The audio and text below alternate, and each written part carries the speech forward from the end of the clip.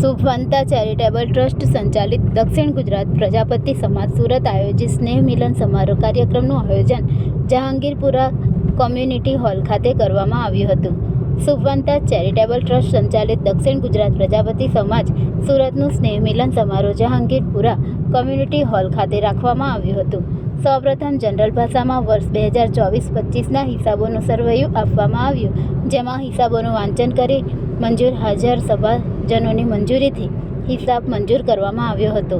મંચસ્થ મહાનુભાવોના વરદ હસ્તે ઉચ્ચ સિદ્ધિ હાંસલ કરનાર જ્ઞાતિના વિદ્યાર્થીઓનું સન્માન કરવામાં આવ્યું. સ્નેહ મિલનની શરૂઆત ભારતના ટાઈમથી કરવામાં આવી.